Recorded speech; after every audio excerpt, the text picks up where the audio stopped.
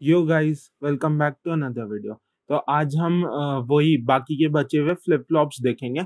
D flip flop, JK flip flop और toggle flip flop. ठीक है, तो ये बचे हुए क्यों कह रहा हूं मैं, क्योंकि हम पहले ही पार्ट 1 वीडियो में एस आर फ्लिप फ्लॉप और बहुत सारी और चीजें कवर कर चुके हैं। तो अगर आपने वो नहीं देखी है तो टॉप राइट कॉर्नर में अभी एक कार्ड आएगा, उसे क्लिक करके पहले वो वीडियो देखो इसे समझने के लिए। ठीक है, तो चलिए शुरू करते हैं।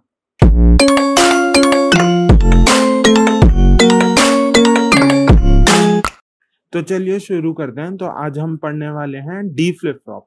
डी फ्लिप फ्लॉप का क्या मतलब है? Data transfer flip flop. इसे डेटा ट्रांसफर फ्लिप फ्लॉप क्यों कहते हैं, अभी हम ये देखेंगे। ठीक है, तो सबसे पहले देखते हैं कि ये कैसे बनी हुई है।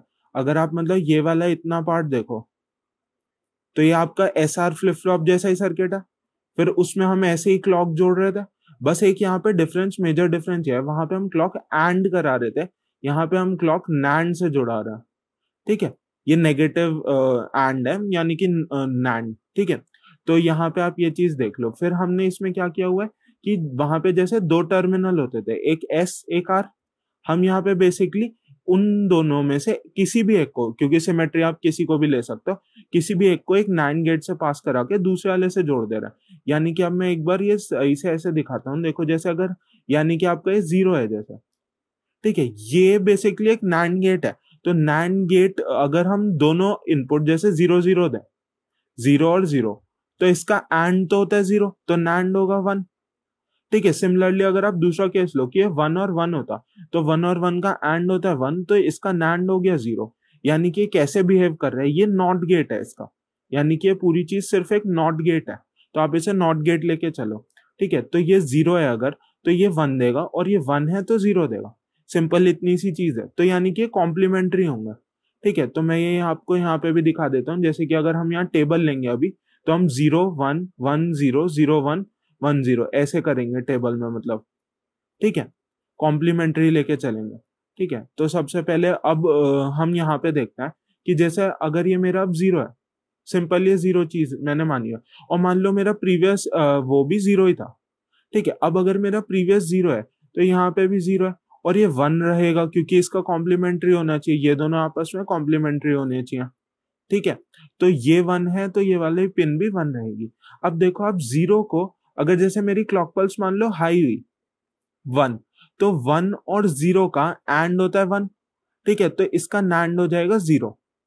ठीक है, अब जब ये जीरो है तो ये यहाँ पे आएगा जीरो, और जब ये वाली जो पिन है यहाँ पे, अब देखो कि वन है ये, और ये वाली रहेगी वन।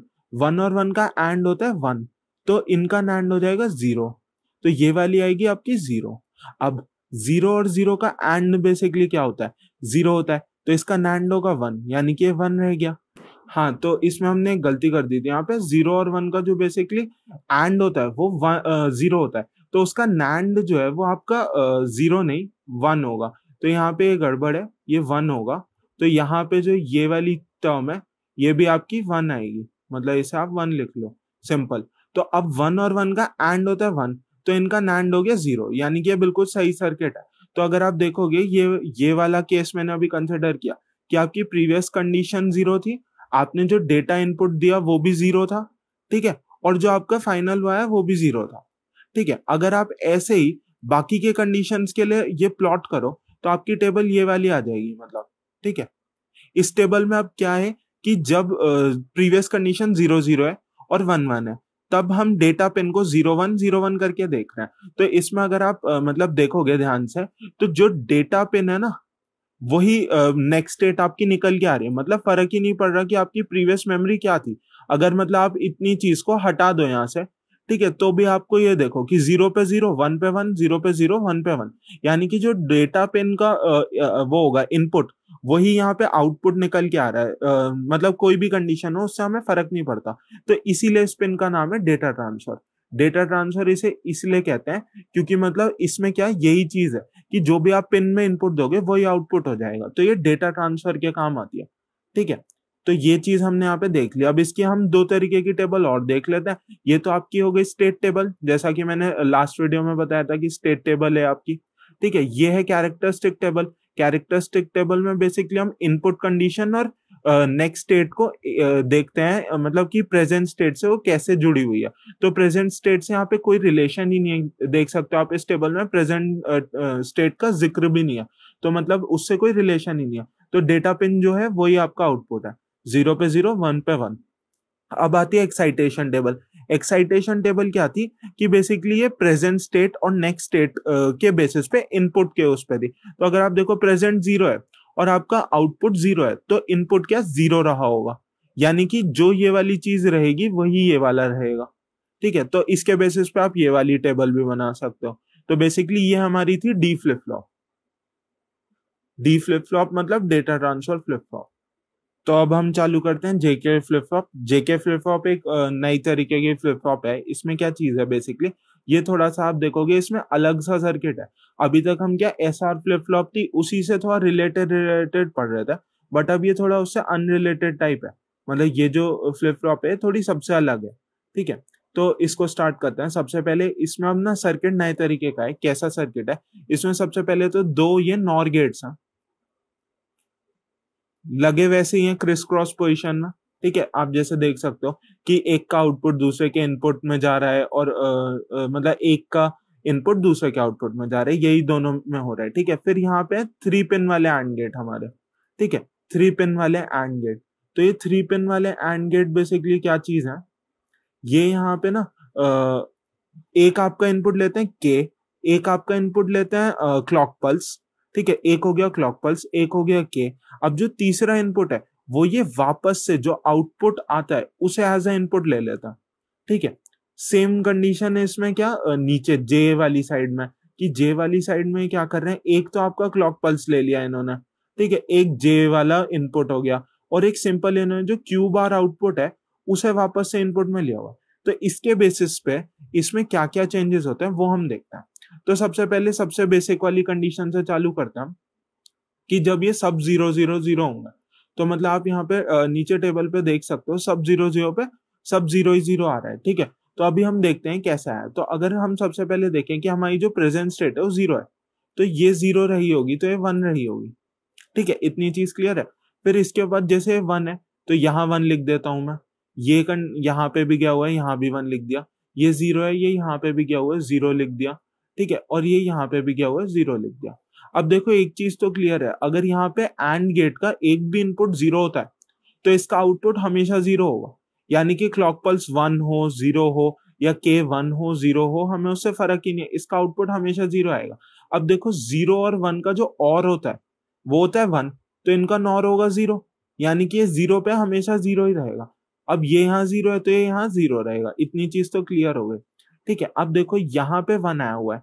अब देखो क्लॉक पल्स तो हम 1 ही लेके चलता है, यानी कि अब जे अगर 1 होगा तो इससे आउटपुट आएगा 1, नहीं तो जे होगा 0 तो आउटपुट आएगा 0। ठीक है, अब देखो जब जे हम 0 लेके चल रहे हैं, अभी हमने 0 वाली कंडीशन बोली है। ठीक है, तो 0 वाली कंडीशन में यहाँ पे आ गया 0 और 0, 0 और 0 का जो और होता है वो तो है 0, तो नॉर हो गया 1, यानी कि पूरा साइकिल सही है एक उसके लिए। तो जब 0 हो गया आपकी प्रेजेंट कंडीशन और आप उसे कोई इनपुट नहीं दे रहे, एक तरीके से एक्टिव लो का मतलब है कोई इनपुट नहीं दे रहे, तो आपका जो आउटपुट आएगा वो 0 आएगा।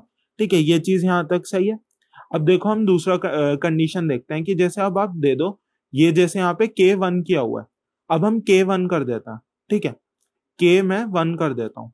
तो यहाँ पे हम देखें, अगर जैसे मैं K को 1 कर दूं, तो जैसे कि मैंने बोला था यहाँ पे कि आप K1 या 0 कुछ भी कर दो, ये हमेशा जब यहाँ पे आउटपुट 0 आएगा तो ये 0 ही लेगा।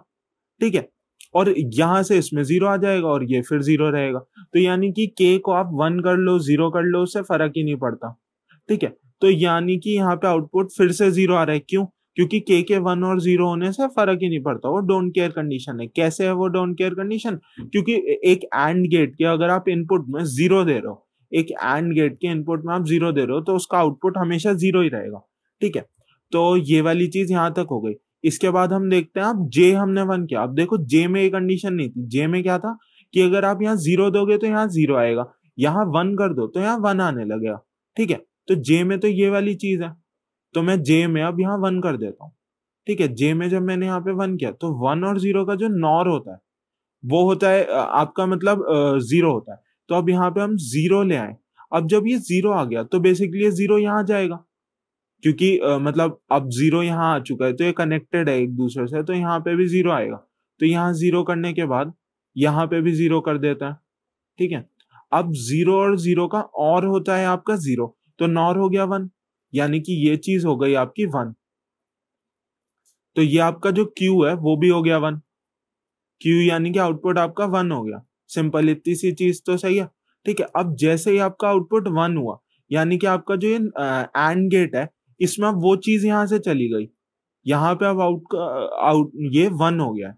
तो अब यहाँ पे के की वैल्यू पे डिपेंड करेगा, क्योंकि क्लॉक पल्स तो हम वन ही लेके चलता है। तो के जब वन होगा तो ये वन देगा, और के जब जीरो होगा तो ये जीरो देगा। तो इस कंडीशन में अगर हम नीचे देखें यहाँ पे, तो इस कंडीशन में हमने के जीरो लिया हुआ है, ठीक है। अगर के जीरो है यानी कि, तो यहाँ पे ये के जीरो दे देगा। के मैंने अब जैसे जीरो कर दिया, जीरो, तो यहाँ पे जीरो दे देगा। जीरो और जीरो का जो और होता है वो बेसिकली होता है आपका जीरो, तो उसका नॉर हो गया वन, यानी कि वन। तो फिर से कंडीशन सही हो गई, यानी कि जैसे हमने जे वन किया हमारा आउटपुट जीरो की जगह वन आ गया, जीरो से वन बन गया, ठीक है। तो यही चीज यहाँ पे हमने टेबल में भी एक बार दिखा दिया, कि मतलब आप टेबल में देख लो, जैसे ही हमने जे को जीरो से वन किया हमारा आउटपुट भी जीरो से वन हो गया, ठीक है। तो अब हम यहाँ पे ये वाला केस डिस्कस करते हैं। इस वाले केस में क्या है कि हमारी जो प्रेजेंट स्टेट है वो जीरो है, हमारे दोनों जो इनपुट हैं वो वन वन है, ठीक है। तो आउटपुट क्या आएगा वही हम यहाँ पे निकालने की कोशिश करेंगे, ठीक है। तो सबसे पहले अब हम यहाँ पे देखते हैं कि सबसे पहले तो मैंने यहाँ पे जो हमारी ये थी प्रेजेंट स्टेट उसे जीरो कर दिया, और तो ये अपने आप वन हो गई क्योंकि ये दोनों कॉम्प्लीमेंट्री होते हैं, ठीक है। ये तो हम पहले भी इतनी बार डिस्कस कर चुके हैं। तो ये अब जीरो होता तो ये जीरो हो गया, ठीक है। अब एंड गेट का कोई भी इनपुट जैसे कि मैंने कहा जीरो हो जाए तो हमेशा आउटपुट जीरो आएगा, तो यहाँ पे आउटपुट हमने जीरो कर दिया, ठीक है। अब ये वाला जीरो है तो ये वाला जीरो हो गया, और ये वाला वन है तो ये वन हो गया। फिर यहाँ पे आते हैं, ये वन जाके यहाँ वन आ जाएगा। अब क्लॉक पल्स मैंने वन वन ले ली। तो अब देखते हैं जे हमारा क्या है वन, के हमारा क्या है वन। तो अगर ये वाला हम देखें जीरो वन और वन का जो हम एंड निकालेंगे वो जीरो आएगा, तो जीरो और वन यहाँ पे आ गए, और अब वन वन वन का जो एंड आएगा वो वन आएगा। हाँ, तो अब हमने यहाँ पे जीरो ले लिया है, वन, वन और जीरो का जो और होता है वो वन होता है, तो इसका जो नॉर हो जाएगा वो हो जाएगा जीरो। तो यहाँ पे हम इसे कर देंगे जीरो, ये चीज जीरो हो गई तो यहाँ पे जीरो आ गया। अब जीरो और जीरो का जो नॉर होता है वो होगा वन, तो यहाँ पे आ जाएगा वन। तो जैसा कि अगर आप देखो पहले यहाँ पे जो हमारा आउटपुट आ रहा था वो आ रहा था जीरो, अब आ जाएगा वन। तो ये एक तरीके से मतलब चेंज हो गया कंडीशन, यहाँ पे टॉगलिंग हो गई, कि मतलब जैसे आपने यहाँ पे जीरो था प्रीवियस स्टेट, हमने वन वन किया तो हमारी नेक्स्ट स्टेट वन आ गई, जो कि प्रीवियस स्टेट की उल्टी है। अब हम यहाँ पे बाकी की कंडीशंस भी देख सकते हैं, वो ऐसी ही होती हैं, ठीक है। तो मतलब वही चीज है कि अगर आप ध्यान से देखोगे तो वही कंडीशंस होती हैं। तो ये इसकी बेसिकली स्टेट टेबल हो गई। अब हम यहाँ पे देखेंगे इसकी कैरेक्टरिस्टिक टेबल। जब हम इसकी कैरेक्टरिस्टिक टेबल बनाते हैं तो हमें एक मतलब काफी बढ़िया प्रॉपर्टी यहाँ पे पता चलती है, कि जैसे यहाँ पे जो हमारा ये है जेके, जब ये जीरो जीरो होता है तो जो आपकी प्रेजेंट स्टेट होती है वही आपकी नेक्स्ट स्टेट होती है, ठीक है। जब यहाँ पे के आपका वन होता है तो हमेशा आपका आउटपुट जीरो होता है, और जब यहाँ पे जे वन होता है तो हमेशा आपका आउटपुट वन होता है। बट जब यहाँ पे दोनों वन होता है तो ये टॉगल कर जाता है। When the input is given as one one in the JK flip flop it toggles, ठीक है। तो मतलब ये वाली चीज है, इसे टॉगल कंडीशन बोलते हैं। अगर आप ध्यान से वो करो तो एसआर फ्लिप फ्लॉप में वन वन अनडिफाइंड था, यहाँ पे वो है ही नहीं, ठीक है। मतलब अनडिफाइंड वाली चीज नहीं है। और डेटा फ्लिप फ्लॉप में तो जो डेटा ट्रांसफर फ्लिप फ्लॉप थी उसमें वन वन हो ही नहीं सकता, क्योंकि उसमें जीरो या वन सिर्फ एक ही पिन होती है, ठीक है। तो यहाँ पे वो वाली कंडीशन को ये ठीक कर देती है, इसलिए जेके फ्लिप फ्लॉप काफी यूज में और काफी बढ़िया है, ठीक है। मतलब एक्साइटेशन टेबल में अब जैसे कि मैंने समझाते हुए भी कहा था, जैसे एंड गेट में जीरो आ रहा है आउटपुट, तो के की कोई भी वैल्यू वन या जीरो उससे फर्क नहीं पड़ेगा कभी आंसर पे, तो वही डायरेक्टली ट्रांसलेट होता है डोंट केयर में। तो वो वाली कंडीशन यहाँ पे है, ठीक है, कि ये मतलब डोंट केयर कैसे आ रहे हैं यहाँ पे। तो ये इसकी एक्साइटेशन टेबल हो गई। अब हम लास्ट फ्लिप फ्लॉप जो यहाँ देख रहे हैं वो यहाँ पे toggle flip flop, T flip flop. इसमें क्या डिफरेंस है, अगर आप डेटा ट्रांसफर फ्लिप फ्लॉप आपको याद है, जैसे कि अभी हमने देखी भी थी ऊपर यहाँ पे, कि जैसे डेटा ट्रांसफर फ्लिप फ्लॉप में क्या था, उसमें यहाँ पे बेसिकली एक नैंड गेट था, ठीक है, मतलब यहाँ पे नैंड गेट से जुड़े होते हैं एस और आर जो टर्मिनल्स होते हैं। ठीक है, अगर आप वही टर्मिनल यहाँ टॉगल फ्लिप फ्लॉप में देखो तो इसमें हम वो डायरेक्ट जुड़े हुए हैं, यानी कि जेके फ्लिप फ्लॉप के दोनों टर्मिनल को अगर डायरेक्ट जोड़ दो। अब इससे क्या होगा कंडीशन, अगर आपको जेके फ्लिप फ्लॉप की टेबल याद है, ये है जैसे जेके फ्लिप फ्लॉप की टेबल, तो इसमें जब आप डायरेक्ट जोड़ रहे हो यानी कि जे और के आपके दोनों इक्वल है। जे और के इक्वल किस किस कंडीशन में, एक इस कंडीशन में और एक इस कंडीशन में। तो बेसिकली यही दोनों कंडीशन पॉसिबल हो पाएंगी। तो क्या क्या इनमें आउटपुट आता है, एक कंडीशन है 0 0, यानी कि अगर आप टॉगल फ्लिप फ्लॉप में टी इक्वल टू 0 कर रहे हो तो आपका आउटपुट जो है वो हमेशा प्रेजेंट स्टेट के बराबर आएगा। और अगर आप टी इक्वल टू 1 कर रहे हो तो आउटपुट हमेशा प्रेजेंट स्टेट का कॉम्प्लीमेंट आएगा। यानी कि ये टॉगल हो जा रही है एक तरीके से। जैसे आप मतलब टॉगल फ्लिप फ्लॉप को एक्टिव हाई करते हो तो उसका आउटपुट जो है वो टॉगल कर जाता है। ठीक है, तो ये वाली चीज है इसमें। यहाँ पे अगर आप ध्यान से देखो मतलब इसमें, अब इसकी हम टेबल देख लेते हैं कि इसमें क्या होता है। बेसिकली जेके फ्लिप फ्लॉप ही है ये सेम इतनी तो आपकी। ठीक है, उसमें आप जे और के को हमने बस यहाँ पे जोड़ दिया। तो अगर ये जे और के होते आपके, या के या जे, उससे कोई फर्क नहीं पड़ता क्योंकि ये सिमेट्रिकल है। ठीक है, तो मतलब अगर आप उन दोनों वायर्स को यहाँ पे जोड़ दो तो 0 0 पे ये 0, ये अगर आपकी प्रेजेंट स्टेट है, और ये आपकी टी है, तो टी जब 0 होती है तो प्रेजेंट स्टेट के बराबर होता है, और 1 पे टॉगल हो जाएगा। तो यही कंडीशन यहाँ पे भी है कि प्रेजेंट स्टेट में वो उसके बराबर टी इक्वल टू 0 पे, और 1 में टॉगलिंग हो जाएगी। तो ये तीनों टेबल यहाँ पे इसकी हो जाएंगी। ठीक है, तो ये हो गई हमारी 3 तरीके की और फ्लिप फ्लॉप्स हमने आज कर ली। एक तो हमने करी data transfer flip flop, D flip flop.